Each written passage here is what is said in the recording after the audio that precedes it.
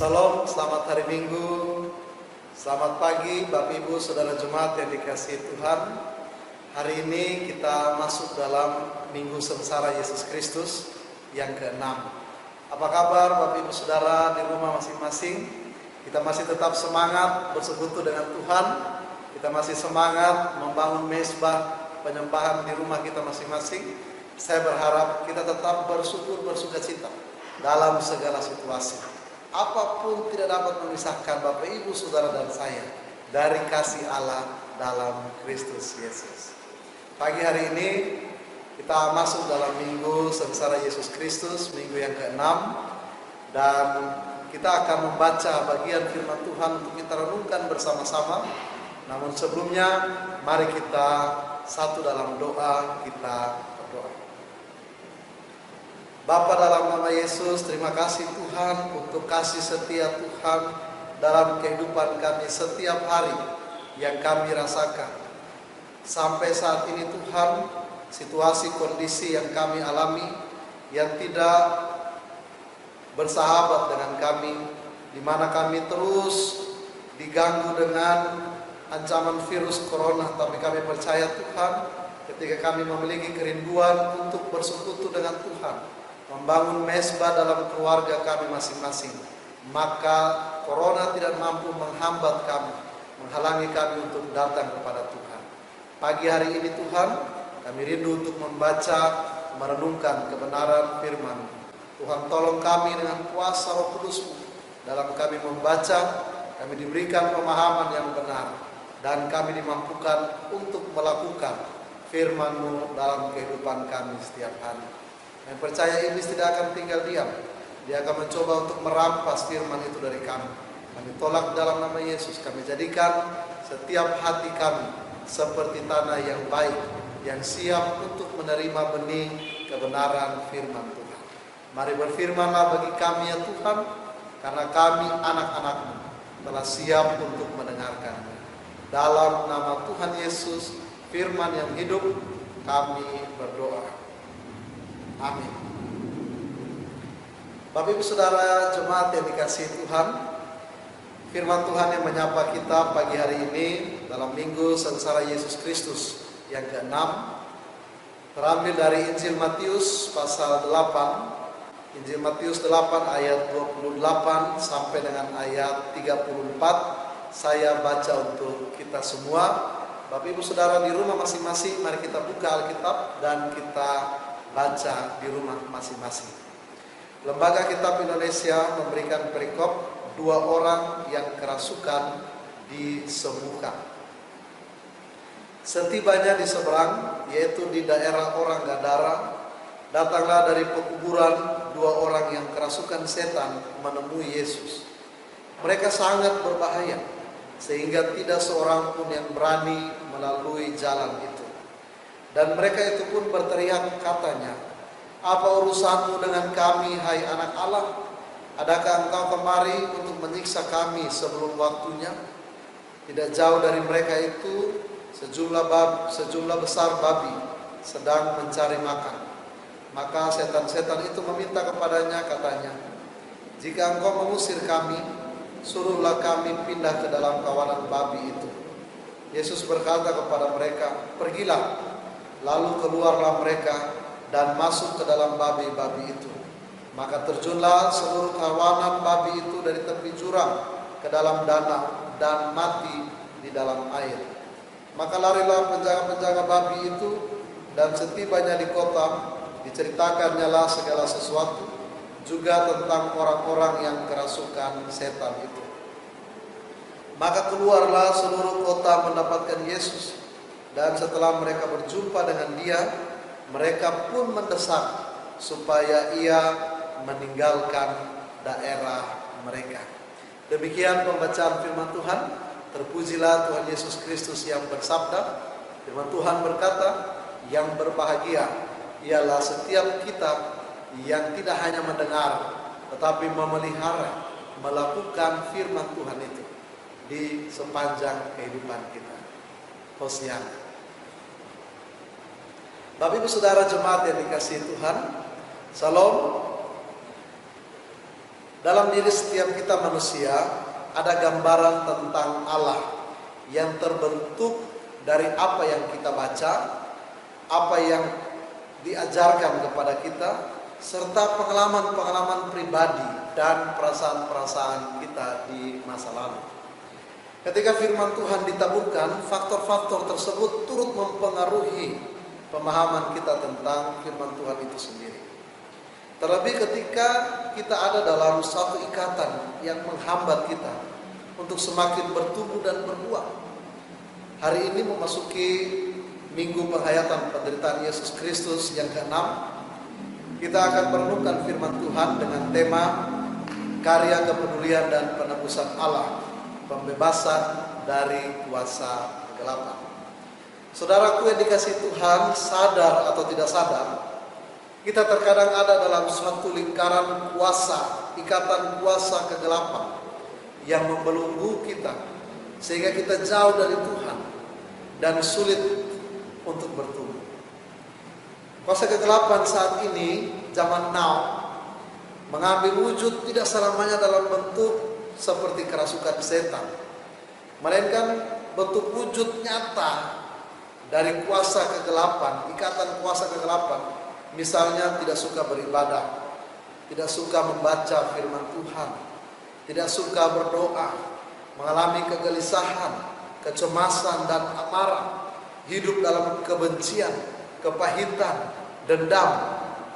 Maka saat ini ketika kita sadar akan adanya wujud ikatan kuasa kegelapan, maka haruslah segera dipulihkan atau dibebaskan, diputuskan dari ikatan tersebut. Bapak Ibu Saudara jemaat yang dikasihi Tuhan, dalam cerita Injil Matius pasal 8 ayat 28 sampai ayat 34 yang kita baca bersama tadi, Tuhan Yesus tiba di satu daerah, yaitu daerah disebut namanya daerah orang Gadara. Injil Markus dan Injil Lukas mencatat nama tempatnya adalah Gerasa.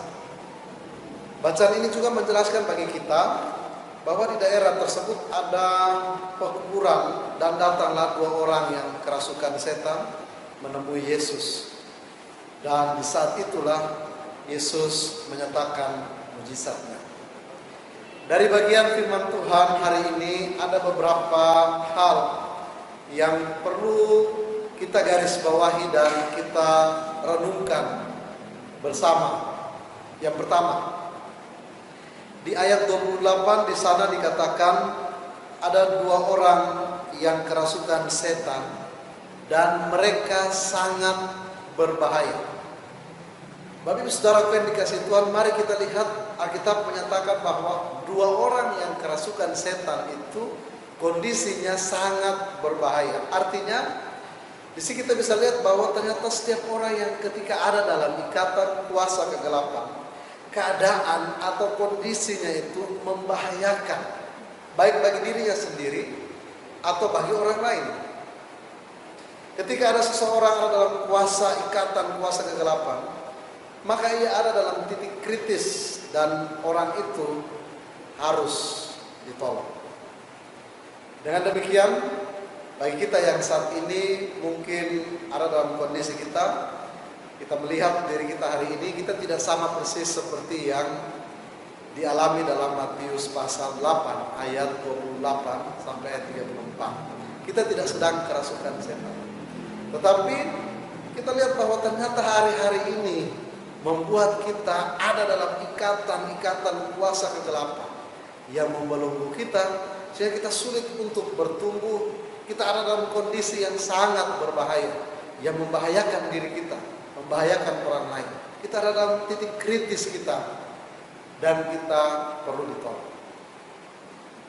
Mungkin ada di saat ini kita yang sedang ada dalam suatu pergumulan, membuat kita jadi malas beribadah, membuat kita menjadi tidak suka membaca firman Tuhan, membuat kita menjadi tidak suka untuk berdoa, berkomunikasi dengan Tuhan, membuat kita menjadi gelisah, cemas, membuat hati kita ada begitu banyak dendam, kepahitan, kebencian terhadap orang lain. Berarti saat ini kita sedang berada dalam keadaan yang sangat berbahaya. Saya mau katakan bahwa saat Bapak Ibu Saudara dan saya kita ada dalam situasi-situasi seperti itu, berarti kita ada dalam ikatan kuasa yang membelenggu kita, yang membuat seluruh kehidupan kita menjadi gelap, dan kita tidak mampu untuk bertumbuh dan berbuah di dalam Tuhan. Itu bagian firman Tuhan yang pertama. Maka hati-hatilah, waspadalah terhadap segala situasi seperti ini.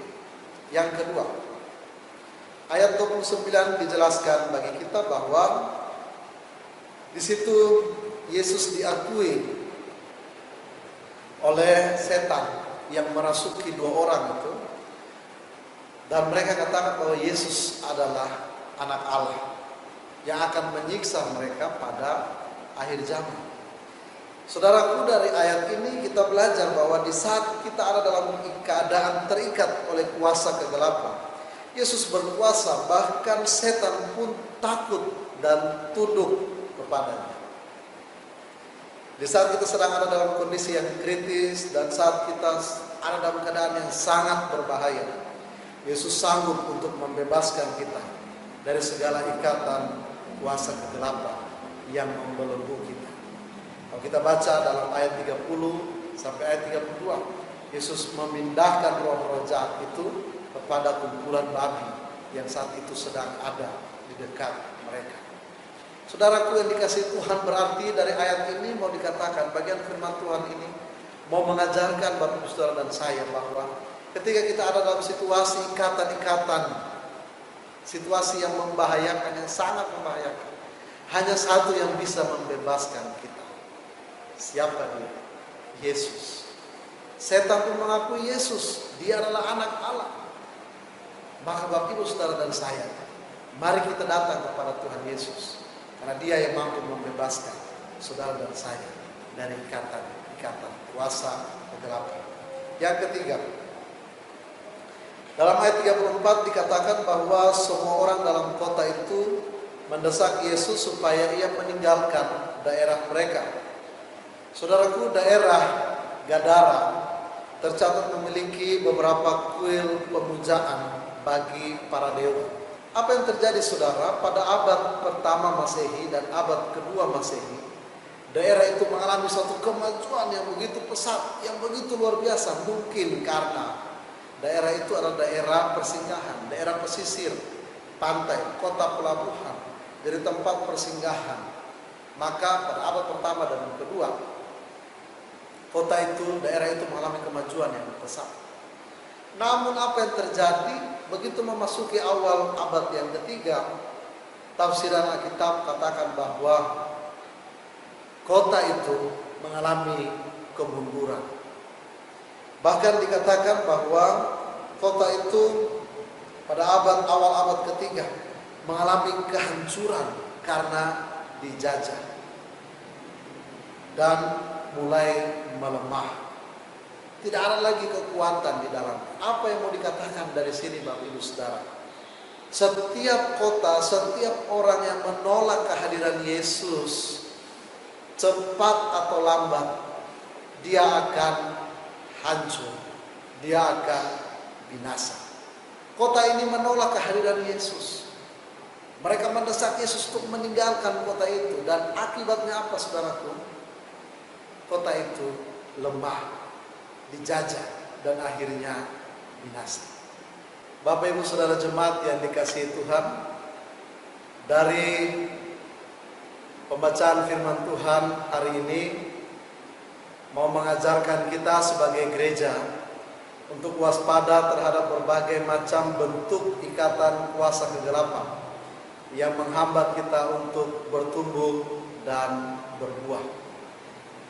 Mungkin saat ini kita walaupun sudah tinggal di kota besar, kota metropolitan, tetapi apakah di antara kita masih ada yang juga berhubungan dengan kuasa-kuasa kegelapan, okultisme, seperti dukun, praktek perdukunan, kemudian seperti ilmu-ilmu hitam, atau mungkin kita pengobatan alternatif yang membawa kita kepada hal-hal yang tidak berkenan di hadapan Tuhan, sehingga tidak lagi memberkati kehidupan kita. Mungkin di rumah-rumah kita juga kita bangun rumah dengan hal-hal yang bersifat magic. Kita menaruh di atas rumah kita, di tempat itu, di tempat-tempat tertentu, ada kain merah, ada akar-akar pohon dan lain sebagainya. Bapak Ibu, mungkin masih ada praktek-praktek ilmu hitam seperti itu.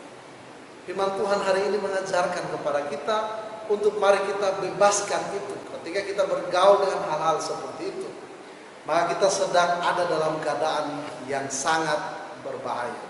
Kita membuka peluang bagi iblis untuk masuk dalam kehidupan kita, untuk menghancurkan kehidupan kita. Sadar tidak sadar, perlahan-lahan iblis itu akan mulai mengerjakan bagiannya, dan hidup kita akan dihancurkan olehnya.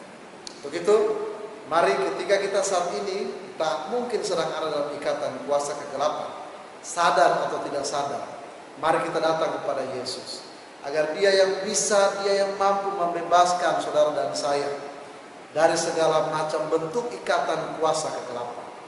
Kematian Tuhan Yesus di atas kayu salib serta kebangkitannya membuktikan bahwa Tuhan Yesus, Dia adalah Allah yang berkuasa atas maut dan segala macam bentuk ikatan kuasa kegelapan, seperti yang selalu kita ucapkan dalam pengakuan iman yang am dan rasuli.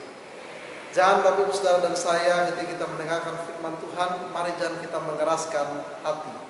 Karena siapa yang mengeraskan hati, tidak menerima Yesus, menolak kehadiran Yesus dalam kotanya, dalam dirinya, dalam kehidupan rumah tangganya, pasti akan binasa, cepat atau lama, pasti akan hancur dan binasa. Begitu mari kita terima Yesus sebagai Tuhan dan Selamat kehidupan kita. Selamat memasuki minggu sengsara Tuhan Yesus Kristus, minggu yang ke-6. Tetap tinggal dalam Tuhan, dalam kekuatan, kuasa, dan kasih. Karena di luar Tuhan Yesus, kita tidak mampu berbuat apa-apa. Tuhan Yesus memberkati